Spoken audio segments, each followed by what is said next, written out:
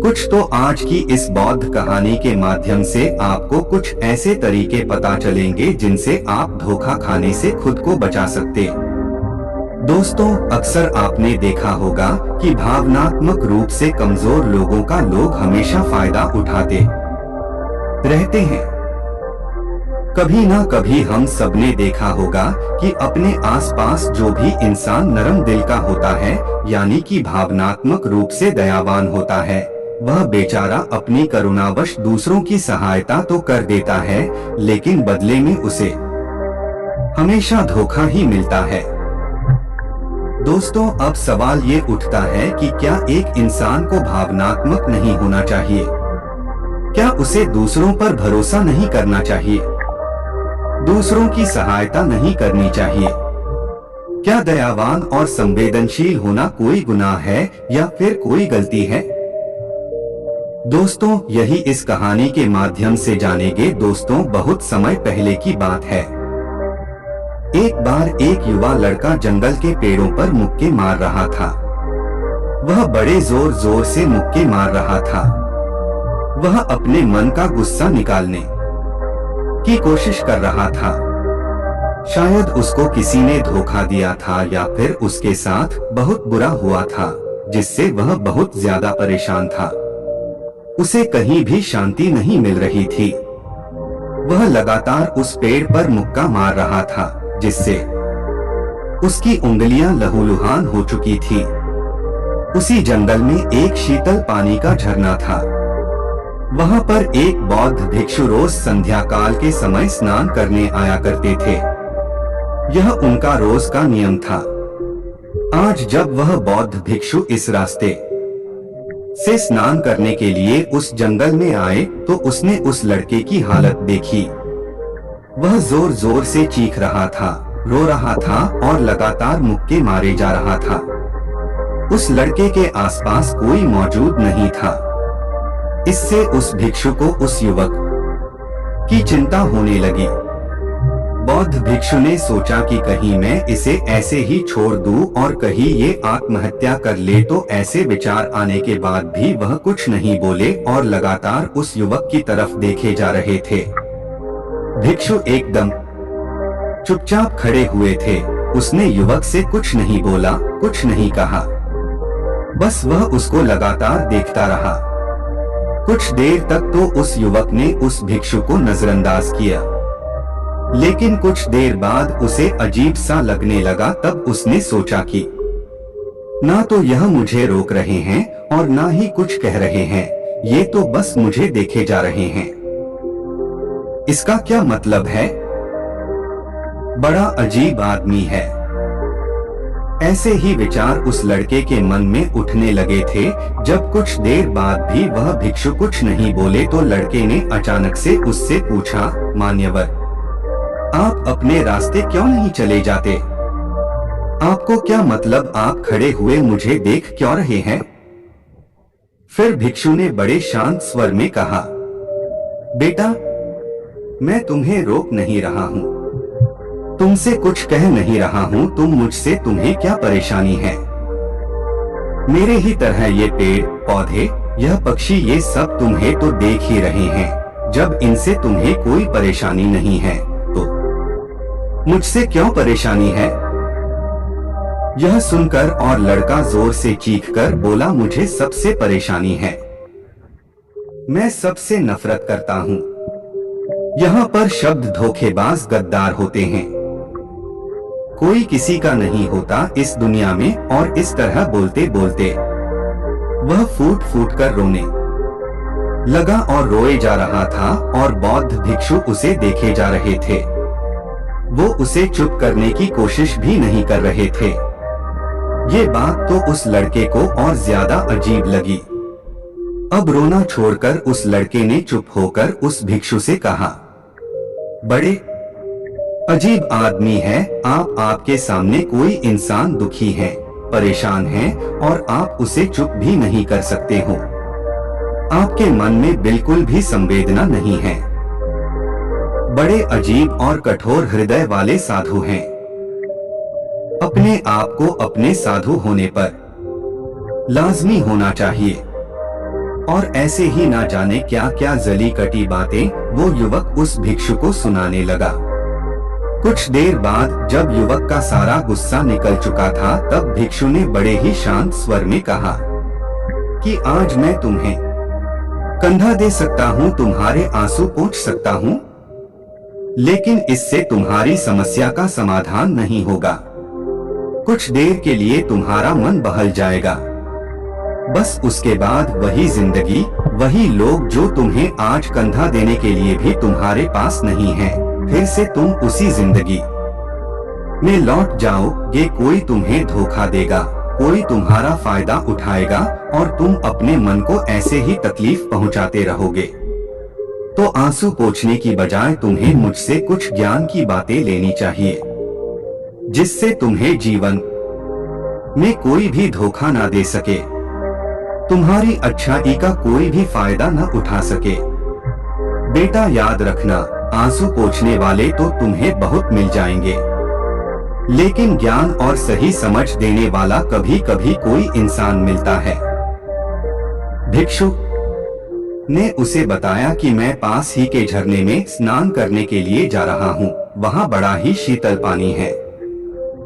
अगर तुम चाहो तो तुम भी मेरे साथ चल सकते हो। यहाँ पर अकेले परेशान होने से अच्छा है कि तुम झरने की शीतल पानी में स्नान करो, जिससे तुम्हारा दिमाग, मन, मस्तिष्क और तुम्हारा शरीर सब कुछ पवित्र हो जाएगा। यह सुनकर वो लड़का उस भिक्षु के पीछे पीछे चल लिया। जंगल के बीचों बीच रास्ता झरने की तरफ जाता था। जंगल में सन्नाटा छाया हुआ था। उनके पैरों तले सूखे पत्तों की चरमराने की आवाज पूरे जंगल में गूंज रही थी। आज पूर्णिमा की रात थी और आसमान में चांद अपनी उजली रोशनी उस जंगल में फेंक रहा था। उस रोशनी में दोनों उस झरने की तरफ बढ़ते चले जा रहे थे। रास्ते में चलते चलते उस युवक ने उस भिक्षु से कहा, मान्यवर, आपकी जिंदगी मस्त है, आपको किसी चीज की कोई परेशानी नहीं है। क्या आपको पता है कि दुनिया में कैसे कैसे लोग बसते हैं? कितने धोखेबाज, कितने मक्कार, और सबसे बड़ी बात, अपने लोग ही धोखा देते हैं, जिनसे हम प्रेम करते हैं, जिनको हम अपना मानते हैं। जब उन्हीं से धोखा मिलता है तो कैसा महसूस होता है? कभी कभी तो ऐसे लगता है कि भोले और दयालु लोगों के लिए यह दुनिया नहीं बनी है। यह सिर्फ धोखेबाजों के लिए, अहंकारों के लिए है।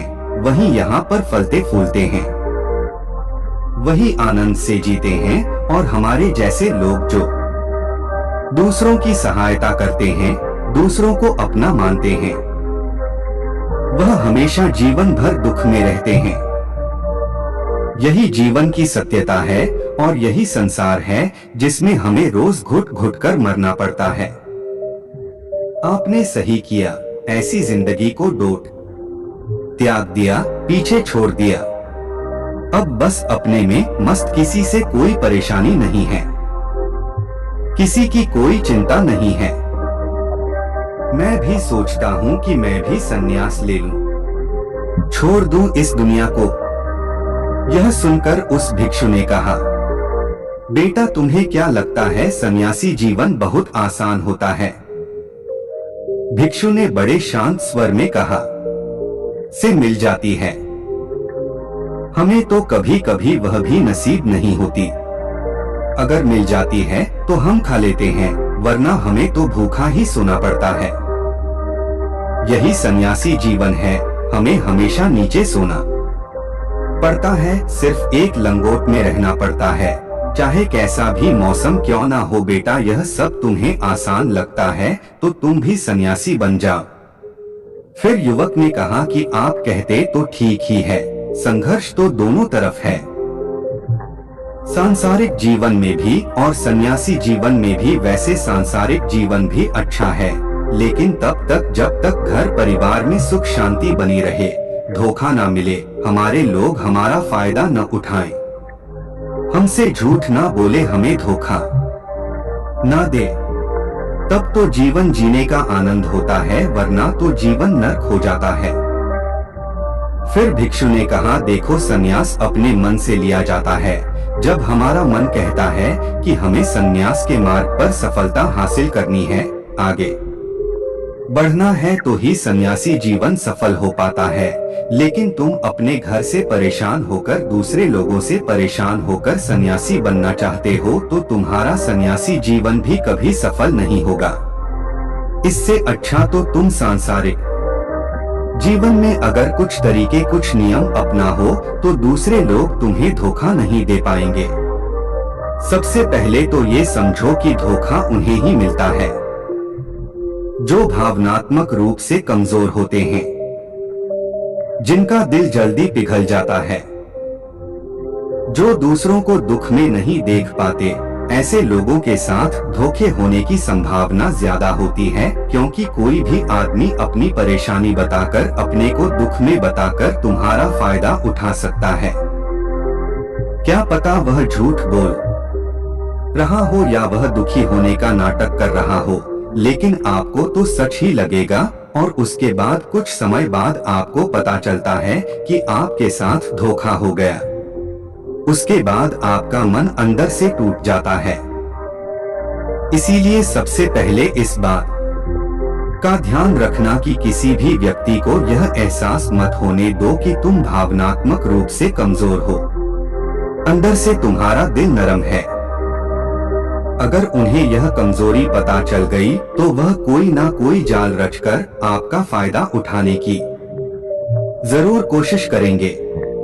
चाहे आप अंदर से संवेदनशील हो, दूसरों की मदद करने वाले हो, लेकिन किसी को एहसास मत होने दो। ऊपर से कठोर बने रहो। जब लोगों को लगेगा ये आदमी कठोर है, तब वो लोग जो झूठे हैं, मक्कार हैं, वो आपके पास आएंगे ही नहीं। वो उन्हें चुनेंगे जो उनके आसानी से शिकार होंगे। और दूसरी बात समझने की यह होती है कि हम बहुत जल्दी दूसरों पर विश्वास कर लेते हैं, और हमारा जल्दी विश्वास करने की आदत ही हमें हानि पहुंचाती है। 2 दिन तुम्हें किसी से मिले हुए नहीं होते हैं और तुम एक दूसरे के हो जाते हो, एक दूसरे पर पूरा भरोसा करने लग जाते हो, और ये भरोसा तीसरे दिन टूट भी जाता है, और फिर तुम्हें धोखा मिलता है, और फिर तुम परेशान होते हो। इसीलिए समय दो। किसी भी चीज को, किसी भी रिश्ते को आगे बढ़ाने के लिए समय की जरूरत होती है। समय के साथ तुम्हें सामने वाले इंसान की अच्छाई और बुराई पता चलती है, तब तुम्हें पूर्ण रूप से पता चलता है कि इंसान वास्तव में कैसा है, अच्छा है या बुरा है, और वह कुछ समय देने के बाद ही होता है। इसीलिए जल्दी किसी पर विश्वास मत करो। अपनी पूरी संतुष्टि करना। अगर तुम किसी के साथ लंबे समय तक भरोसा करना चाहते हो, या किसी के साथ कोई संबंध बनाना चाहते हो, कोई दोस्ती करना चाहते हो, या फिर किसी की मदद करना चाहते हो, तो इन सभी परिस्थितियों में तुम्हें ये जरूर पता होना चाहिए कि दूसरे लोग उस इंसान के बारे में क्या सोच रखते हैं। इसके बाद तुम जीवन में कभी भी धोखा नहीं खाओगे, और तुम्हें कभी भी धोखे की वजह से पछताना नहीं पड़ेगा। इसी तरह की बातें करते हुए भिक्षु और वो लड़का दोनों जंगल से बाहर आ गए और अपने अपने घर को चले गए।